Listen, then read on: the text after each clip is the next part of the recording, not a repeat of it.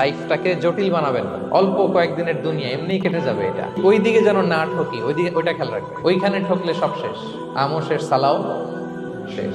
ওইখানে যেন ঠকে না যায়, এটা খেয়াল রাখতে হবে। তাহলে প্রথম ফ্যাক্টর হচ্ছে সুখী সমৃদ্ধ জীবনের will make our life simple.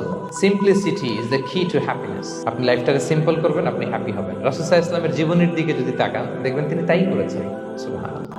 সহিহ মুসলিমের একটা হাদিস শোনাই আপনাদেরকে।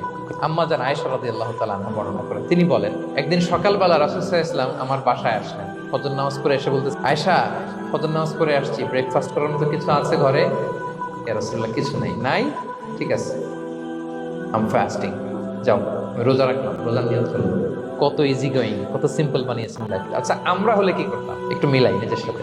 সাধারণত আমরা যেটা করতাম, আমরা অনেকে রেগে যেতাম। প্রিয় ভাইরা, ঘরে কিছু নাই মানে তুমি আগে জানাবা না আমাকে? হ্যাঁ, গত রাতে বললে তো কিছু নিয়ে আসতে পারতাম। সাধারণত এইভাবেই তো রিয়েক্ট করি আমরা, আগে জানাবা না কেন, আগে বলো নাই, রেগে যেতাম। অথবা বলতাম, আচ্ছা ঠিক আছে, এখন যে একটা কিছু ব্যবস্থা করি, দেখি কিছু পাওয়া যায় কিনা। এরকম অনেক ওয়ে খুঁজতাম।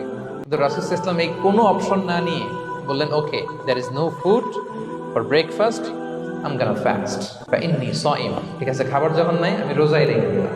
সুবহানাল্লাহ। এভাবে তিনি তার লাইফ লিড করেছেন। Make your life simple, you'll be happy. জটিল না করে সহজ করুন, আপনি হ্যাপি হবেন।